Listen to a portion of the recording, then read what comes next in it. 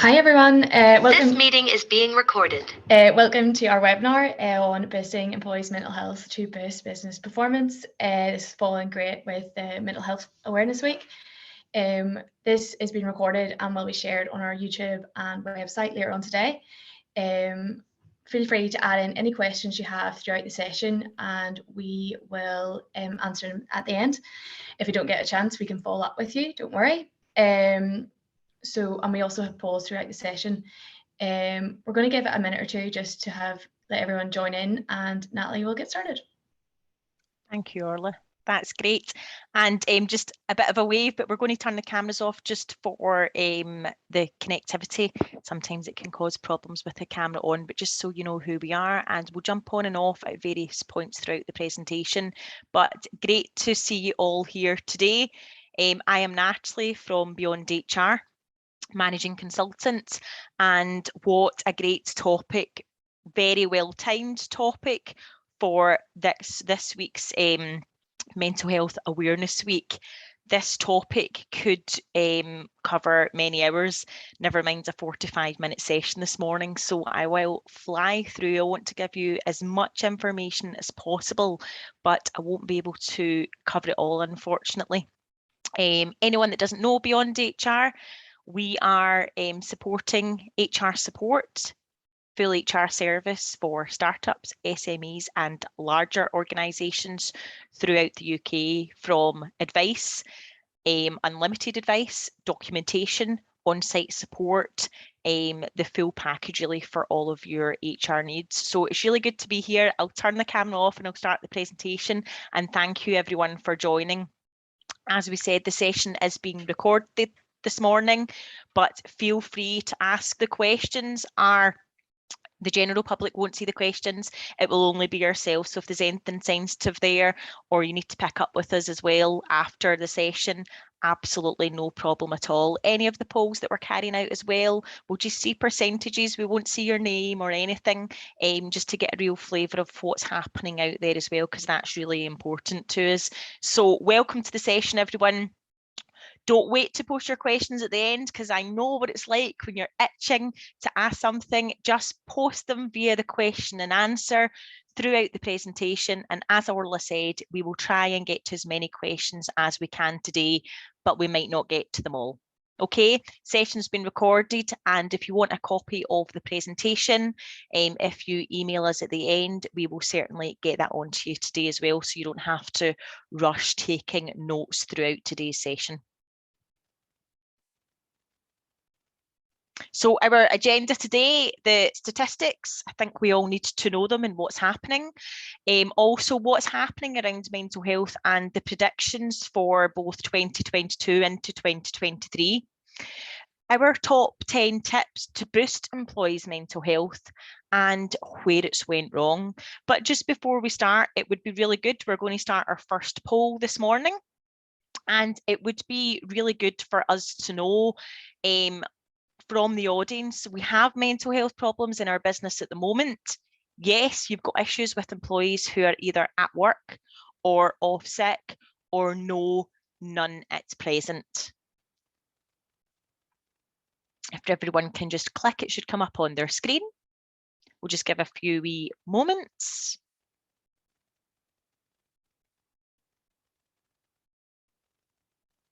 And we'll see the results of the poll when everyone's voted. A simple yes, no, so it should be okay. Just waiting on a couple more now, and then that should be us. Great, thank you, Orla.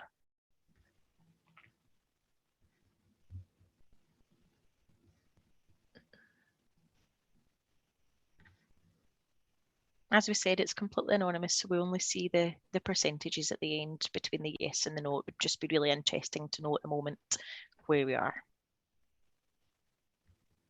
Okay, if we just want to run that now, super. Okay. There you go.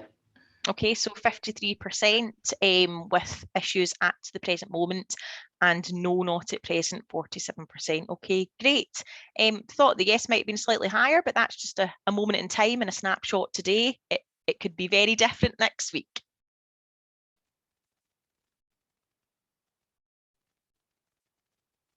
So on to in terms of the definition. So the World Health Organization describes mental health as a state of well-being in which every individual realizes his or her own potential, can cope with the normal stresses of life, can work productively and fruitfully, and is able to make a contribution to her or his community. So it's very interesting in terms of the mental health definition that it's both about positive mental health, not just about the negative stance on it, but also the positivity around it, making that productive, that fruitful, coping well with the stresses of life. And the statistics are very, very important to note. You might see a few stats flying about this week due to it being Mental Health Awareness Week. But what we're looking at is 16 million people in the UK are experiencing mental illnesses. 1 in 4 adults, and I will come on to this again later, but 1 in 4 adults will experience mental health issues at some stage of their lives, which is quite a scary statistic. It is estimated that 1 in 6 people in the past week have experienced a common mental health problem, such as depression or anxiety. Are you aware of this? Is it completely unknown in your organisation? Is it a wee bit more harder with remote working, etc., and hybrid models? But these are the stats just to know. And it is estimated that 20% of adults have thought about taking their own life at one point. A very scary and sad statistic, but something that we need to be prepared for. Also, 1 in 6 children aged between 6 and 16 experienced a common mental disorder in 2021. Now, in the workplace, obviously, our employees may not. We've got our 1 in 4 stats and the 1 in 6 in the last week, but actually 1 in 6 children.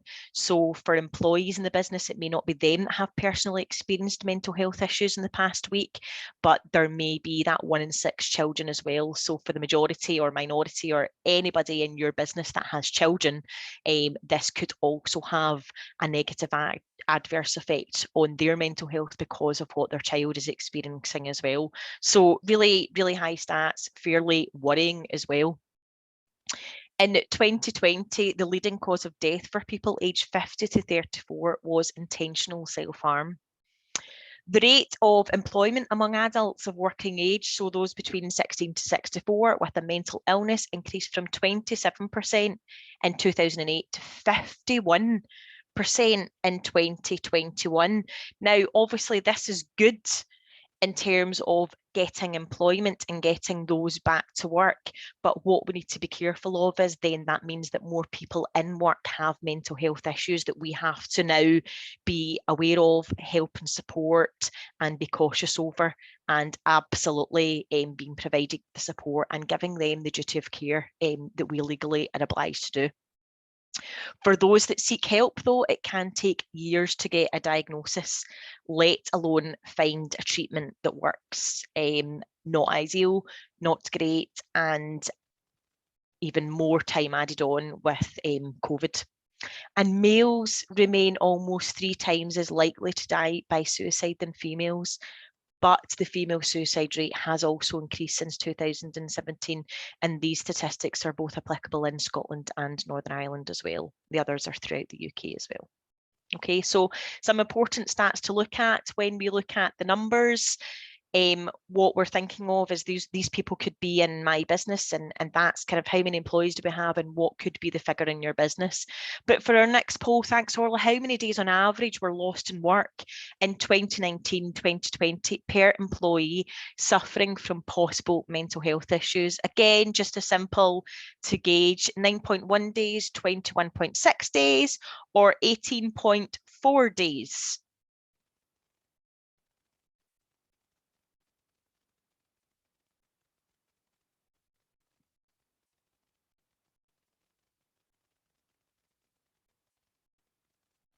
And hopefully everybody is able to vote okay.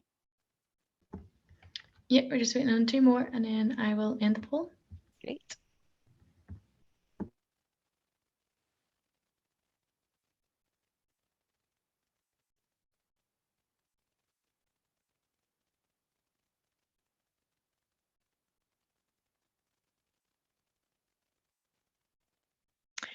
Okay, so the majority are stuck between the 21.6 and the 18.4. So the 9.1 days is mainly for just common injuries. That would be what's come in at the 9.1. 21.6 and 18.4. 18.4 was mainly for musculoskeletal disorders. And 21.6, yes, stress, anxiety and depression. So kind of a 3-week time frame really per employee suffering from mental health issues in the workplace.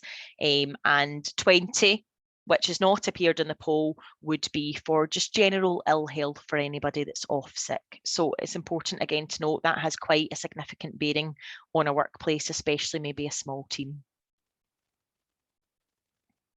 And 66% of HR professionals were concerned about the impact of COVID on employees' mental health. Now, we don't need to talk too much about this because we have seen what's happened during COVID and what's happened after the pandemic.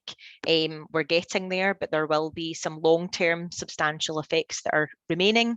And also mental health has been talked about as being potentially a next pandemic. So it would be interesting to see where the figures move as well. But yeah, 66% of HR professionals and businesses were concerned about the impact on mental health. And that may be for reasons such as trauma, for bereavement, for the social anxiety from social distancing, from not seeing anybody, from not keeping up routines such as the gym or socialising and meeting with friends, or losing a loved one during the pandemic. Many of the reasons that we all are very aware of. So another good stat to share as well from you. As we said, just keep your questions coming in. I can see some in already, so that is great. Just in the question and answer part at the top. And what's happening then? So Mental Health Week, there's always a theme every year, and this theme is loneliness. So that's something to take on board. If you're looking to do something in your business this week to mark Mental Health Awareness Week, then loneliness is the theme this year. So that may be due to everyone going to a brand new way of working for some people.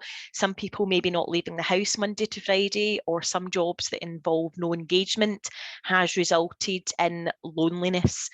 That's both in the workplace, out of the workplace. So it's important to think, maybe what have you done this week in your workplace in terms of loneliness? How many people have you checked in with?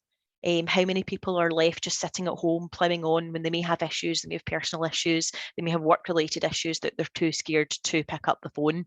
Loneliness, obviously, in general society, does affect millions of people in the UK every year, and it's a key driver of poor mental health. And obviously with COVID's pandemic, another 25% increase in anxiety and depression due to loneliness as well. So again, more stats for you to take on board. Now, the themes for mental health and kind of where people's focuses will be in our predictions for 2022 into 2023 will be around support. So businesses will be looking at, do they have anything in place at the moment? Employee assistance programs, online gyms, all of these items, any toolbox talks, what do we do in terms of newsletters? Are we mentioning mental health? Are we asking the right questions in return to works and one-to-ones? So businesses, but with that, they will start to look at any return on investment. So they need to be able to measure everything that they're putting in. Is there any kinds of return, as for example, absence stats coming down? Are they able to get people back to work sooner rather than the 21.6 days that we have looked at? Continued mental health issues, so with depression, anxiety being a result as well of an increase of 25% after the pandemic, it's likely that obviously we will continue to, and it possibly may linger longer than we had initially expected. So there will be a continued potentially pandemic of mental health issues that are in your business. More focused approaches. So there is the prediction that businesses will start to have a greater focus on mental health, the effectiveness, the return on investment as we talked about, but rather than maybe just trial and error and we'll see if this works and we'll see if that works, there may be more focused approaches, and we can talk about some of those tips later as well. The stigma, I guess, it does always continue to fall, which is great, but it won't always be automatically comfortable for people talking about their mental health. But we do see that this will start to make a bit of a move as well. Hybrid and remote working, so with mental health, with work-life balance, physical activity, everything has improved from some employees' points of view in terms of their mental health, their home office, job satisfaction potentially, and some employees have adapted really well to the hybrid and remote working landscape and they prefer it. And as time goes on, employers may need to think about offering this to attract and retain the best talent, and having that place of work, we read the other day, work is no longer location, work is what you do. So, and that may give greater satisfaction as well, which hand in hand promotes well-being, may help employees thrive, and therefore may look at some of the benefits of mental health as well. Remote working as well has been considered in the line of employees and their importance in a workplace, has been now ranked number 2, straight under salary. So that's again another important tip to take away. Wellness programs, absolutely. So are we looking at healthcare providers? Are looking at therapists? Are we looking at on-site massages on a Friday when everyone's in the office? What are we looking at? Or e-learning programs, for example, that maybe don't cost as much, yoga, meditation, all of these items. We also have meditation listed separately. Another common theme that looks to increase throughout 2022 to 2023, based on all the evidence and all the health and mental benefits that have came back. Flexible work weeks as well. So there has been an increase in flexible working. So that 4-day working week, compressed hours. A lot of businesses, startups now are offering this as a day one, and they are putting it across to all employees. So thinking about any flexible work weeks, and also how do we balance that in the workplace, because you may see, and we have seen from our clients, quite an influx of flexible working requests. So again, something else just to be aware of. And if we're going to do it right, then we need to have exemplary leadership. So if you do want employees to do the right thing, to take breaks, to take lunch, to go around in their lunch, to have good mental health, to be fulfilling what they need to do in their week, then are you doing it, would be my question. Are you doing what you need to do to promote this? Are you doing enough? Are you having an all singing, dancing wellness program that you don't engage in, that you don't do, that you're stuck at your desk all day? So employees really look up to leaders and leadership. So my question to you today would be, what have you done for your own mental health if you're wanting to lead by example? Now, that leads us nicely on to our 10 top tips. We could probably have 40 top tips, but we don't have enough time for that today. So here is just a quick rundown of our tips. And our top one obviously would be know the statistics that we've talked about. Know that 1 in 4 in your business is likely at some point in their life to have mental health issues. Know that 1 in 6 children may have mental health issues, which then has a domino effect on the rest of the family, of which one parent might be in your workplace. And know that at least 1 in 6 people, employees, in the last week have had some kind of mental health issue. Kind of some more stats maybe even just to think about as well is around 15% of people at work have symptoms of existing mental health issues. Do you know who these people are and how are you supporting them? And while there are more people at work with conditions related to mental health, there are around 300,000 people still every year with long-term mental health issues that may potentially lose their job every year. Much higher rate than any physical health conditions. And there is a cost of roughly £30.3 billion in terms of any loss of output. Today's webinar is about linking mental health and poor performance. And that stat really brings it to life as well, the £30.3 billion. Okay, so remember those stats. Not sure if you're aware how high those were, but your percentage of your workforce, how many people are likely to have these. You may be lucky when you answered the no, that could obviously change overnight or in the next few weeks in terms of anybody that does have mental health issues, or maybe they have and you just don't know. Our next tip would be around knowing the legal position. Tribunal fees, disability claims and compensation. Since 2017, when fees were abolished, the number of disability claims have risen, almost doubled in the last 5 years, apparently. We need to be very, very careful in terms of the legal position. We'll talk later about where it has went wrong and talk about some specific cases and any compensation. We need to be careful with equality legislation and all discriminatory legislation. And we need to be careful in terms of the legal definition of a disability, because mental health may fall within this.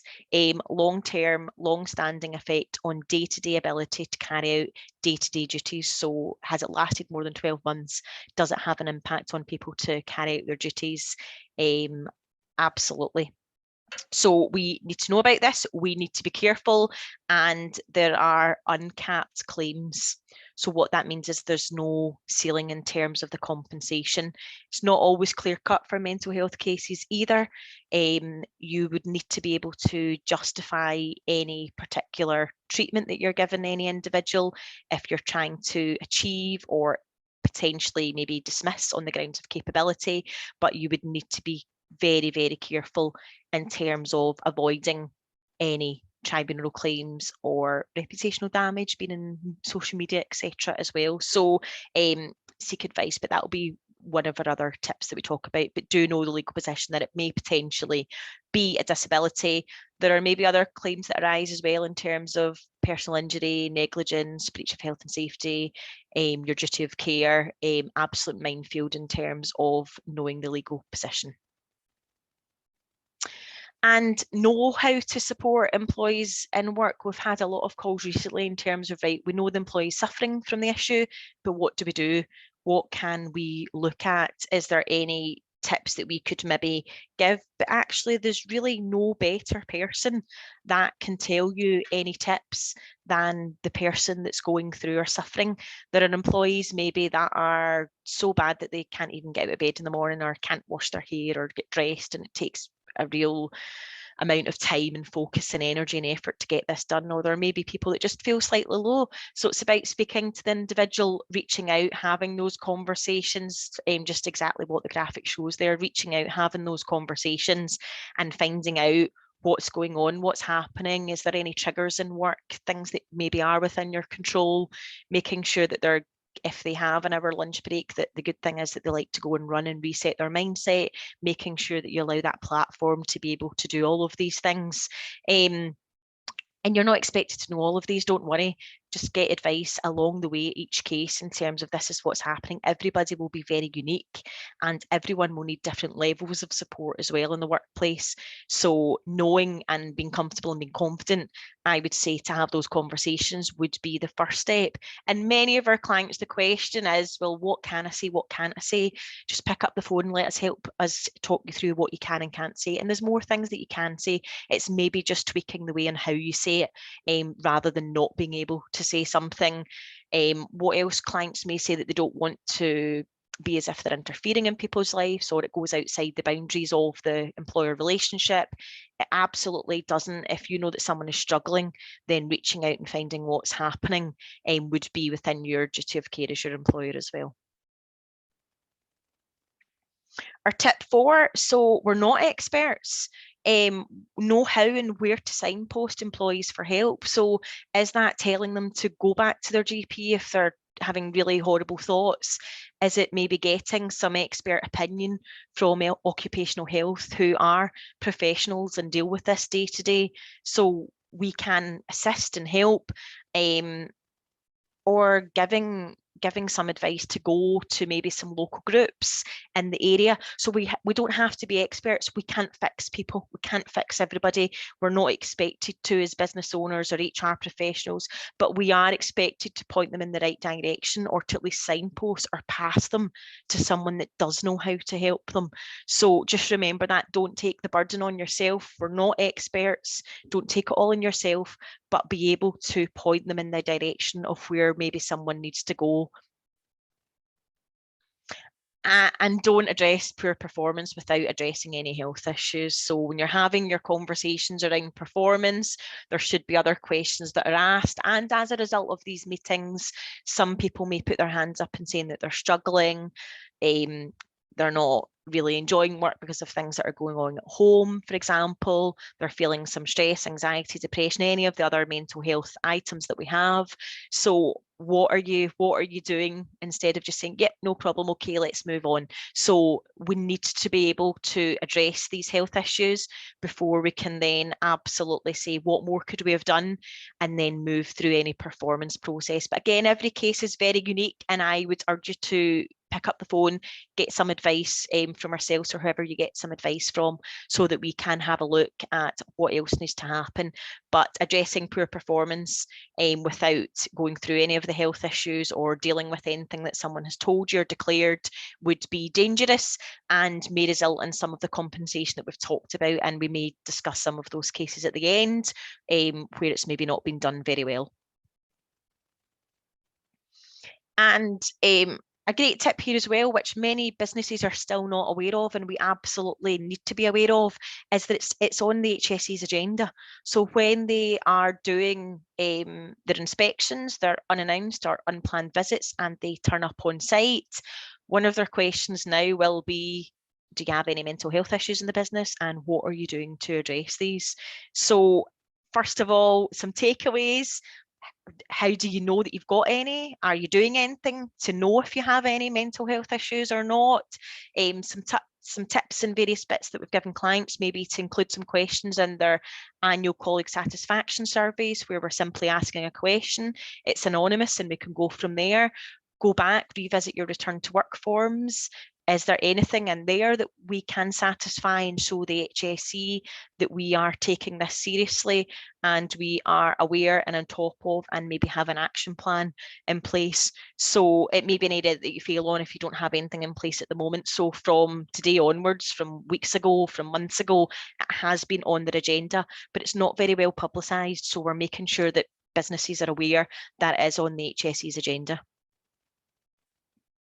Our top 7 would our top tip number 7 would be to train managers to spot the signs. These are the people that are dealing with individuals, maybe more than the business owner, maybe more than yourself in the business every day. So what would be some of the typical signs?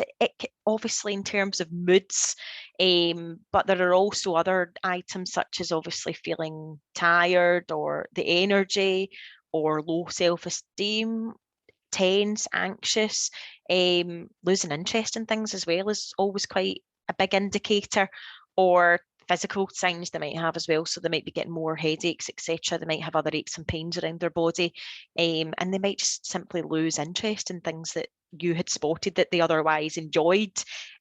Biggest one probably as well is when they're behaving out of character. So just be mindful if something happens in a meeting. Is there maybe more? Do we need to dig a wee bit deeper and see what's happening? But train managers to spot the signs. And if I was doing another poll, the next question would be, how many of your managers have had training on mental health and are able to spot the signs and know what they're looking for and know how to support employees? Again, would the HSE be looking for this when they come on site to talk to you about as well? So it's just something else to think about and add to your list. Tip 8, don't make assumptions. We have calls every day and I'm laughing to myself here.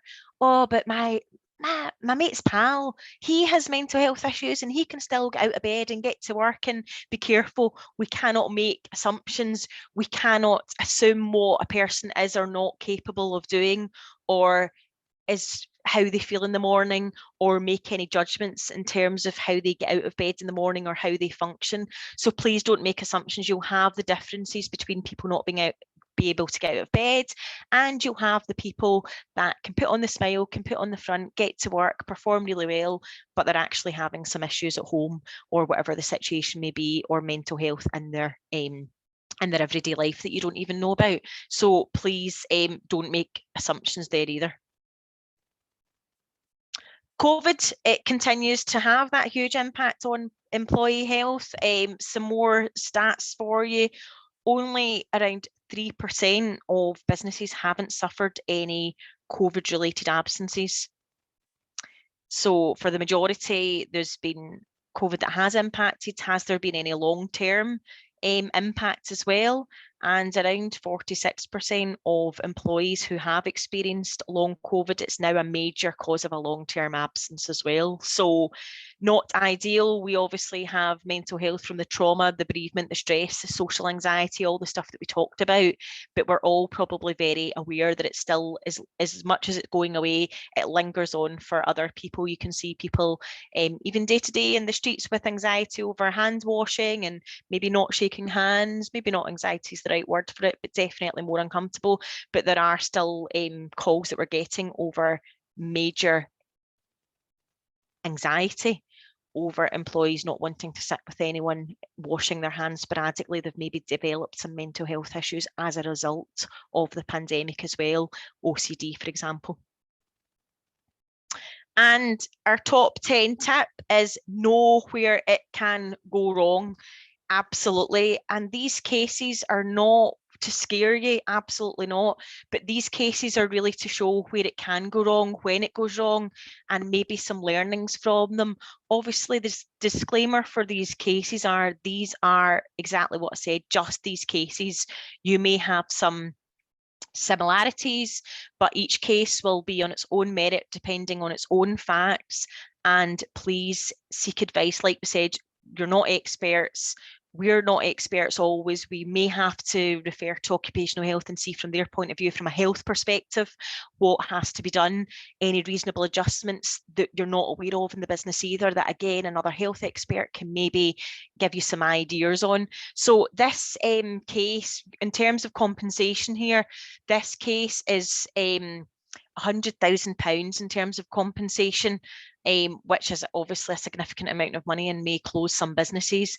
So Barbara was a teacher in a maths department in a secondary school, and there was an organisation in the school, a reorganisation, and then he became a maths coordinator, and he had some extra responsibility for publicity and PR for the school and really promoting it. The new role was really, really stressful for him, and he would probably be working around 61, 70 hours a week. And before the summer holiday for schools, he was off with stress and complained before the holidays about the pressure that he was under. A key issue was, did the school have a duty to check if he was still suffering from stress after the summer holiday? So he said, listen, hey guys, I'm really struggling before. And in the new term, when he came back, he didn't really get much sympathy, to be honest. And his stress and depression actually led to a nervous breakdown. He had a crisis at school, and he started shaking a pupil, and he left immediately, never to return. And he sued his employer for damages for personal injury. In the case, the tribunal said actually the school did have a duty of care. His condition could have been foreseeable. He shouted that he had mental health issues. He shouted that he was stressed and the excessive hours that he was working. And the court decided that they did breach their duty of care and they were liable. As soon as the employer knew about the employee being in danger, they really should have reacted. They should have alleviated his stress. They should have maybe put other measures in place. They should have checked the hours that he was working, all of the items that they should have did before he went on his summer holiday, really. And what did they do when he came back? Did they do a return to work? Did they see the pressure that he was still feeling? And they did, yeah, they had a duty once he returned from his summer holiday to see if he was still suffering from stress following this. Maybe they should have reduced his workload, all the things that they probably should have looked at, but failed to do so. So a really good case there. Thanks for all your questions coming in. I just did a quick look there as well. Keep bringing those in. Our next case is Walker versus Northumberland County Council, and this is probably one of the best known examples in terms of a case for stress, and it really set an important precedence for stress in the workplace. Walker was a social worker, again, a heavy workload, and he was dealing with child abuse cases, and he had 2 nervous breakdowns. The employer was liable again for damages caused to him through stress, and they failed to provide assistance, they failed to reduce his workload, and they were again in breach of their duty of care. This case made it very, very clear that you need to provide that safe work environment, you need to protect employees from harm. And again, the payment in terms of the compensation, 175,000. It was an out of court settlement for this one, but it's really good to see in terms of, we talked about uncapped claims, and this is where it can go wrong, and that is some of the compensation, and well reported. Our Melville versus Home Office case is around our healthcare officer, Melville, in a prison in Exeter. His duties included recovering the bodies from prisoners who have committed suicide. So a very stressful role. He actually attended 8, where he had to do some pretty awful things to try and revive the bodies, etc. And he, as part of that, he suffered from nightmares and flashbacks, and he developed a stress-related illness, and he had to retire on the grounds of ill health at the age of only 49. So the court obviously had to look at the mental health. Was there an indication that he was starting to suffer anything from this? Obviously, it was a fairly traumatic role, as you can agree. And really, those that were called to these suicides, what happened from there? What did the workplace do once the employee had dealt with their duties, which was fairly disturbing? Could there be a potential injury to their mental health as well? So the court said that obviously it was not out of question that he could suffer some kinds of psychiatric damage as well. Did they have enough in place? And no, they didn't have enough in place. Did they seek advice from occupational health? Did they look at stress indicators?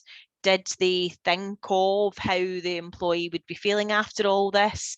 And did they maybe even need some confidential counselling services? Nothing like this. Or did they look at the signs of stress with the gentleman? Was he just plodding on, or was there some really good indicators in terms of he was suffering and working hours, all of the items that have to happen? So as a takeaway as well, after someone's been off long-term sick, when you come back, hold that formal meeting, assess any steps back into the workplace and manage all of that. And see, obviously, we talked about our definition of our disability. Is it a long-term? But don't worry too much about that. Please seek some advice at the time. In our final case, as if that is not enough, and we'll quickly glance over this because we are running out of time, which I knew we would with such a topic. This employee was suffering from mental health, failed to disclose this to the employer when she started in the job, and she had been asked though, and she'd taken 30 days sick leave from a previous job. She said that she wasn't aware of any impairment that would affect her ability to carry out her role, and she was therefore absent for 52 days. She was eventually dismissed for a continued absence, and she brought a claim to the Employment Tribunal. But this is actually one that went right, just for the balance here, and the employer did win. However, you need to be very, very careful. As we've talked about, there are various steps that we need to look at. We need to, and be mindful that there might be a number of reasons, lots of questions and lots of chat with clients over this very point at the moment. There could be a number of issues why an employee hasn't previously disclosed this to you, and you should be prepared to listen to this and seek advice maybe. And mental health obviously can cause a number of issues in business, and managers must always be fully trained in the best method of response. and make sure this company was maintaining outdated stigmas towards mental health. So be very open to it and don't have that brick wall up before you even get started. But lots and lots of facts to talk on this one, but unfortunately just running out of time. So to summarise, if my next slide will move on. In summary, our top 10 tips: know the stats, know the legal position, know how to support employees in work and when. You're not experts, know when to signpost employees for help. Where are some services that you can offer? Maybe an employee assistance programme, online gym programmes, or it may be other items, or occupational health, etc. Don't address poor performance without addressing any health issues. It may lead to uncapped claims and some hefty compensation. Be aware that mental health is on the HSE's agenda. Train managers to spot the signs. Don't make assumptions. So everyone will be unique and each case on its own merit. Be aware of COVID, and although COVID is maybe gone for you, it's maybe not gone for everybody else or other employees in your business, and know where it can go wrong between disability, uncapped claims, negligence claims, any health and safety implications as well that you have. So that is a very quick whistle stop tour. As we said, we could probably have 40 tips there. And as we said, if you email at the end from the slide that I'm about to show you, you can get a copy of the slides, and it'd be really good from our perspective to know how many of those in terms of top tips that you're on, or maybe just do it for yourself right now. How many of those top 10 tips are you doing or need to do more of, or need to go on some kind of maybe mental health action plan for the business? And just quickly, our next webinar is Thursday, the 9th of June at 3:30. Struggling with difficult workplace conversations, we are here for you. And before we just go on to our last slide, if we just, any other final questions, that's great. I'll just only be able to get to a couple of them this morning, if that's okay. But please, any other ones that you have, then please just call, and I'll put our final slide up while we answer some of the questions. So obviously I'm not saying who the question was posed from, just to keep the confidentiality, etc. How can BeyondHR help with mental health? Okay, so we receive calls every day on mental health queries.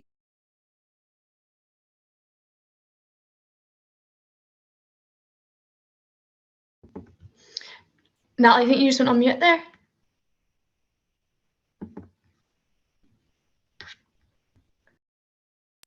Can you hear me? Right, and hello, I'm back. Can you hear me? Yeah, I can hear that, yeah. Thanks, Orla. No idea what happened with the headphones there. Sorry, there's always some technicalities, and if that's the only one, that's fine. Thanks, everyone. Yeah, great. Thanks for the informative presentation as well. Just the quick question on how can BeyondHR help with mental health. Every day we are receiving many queries on mental health, so we can guide you in terms of what next steps are to try and avoid any litigation or employment tribunal cases.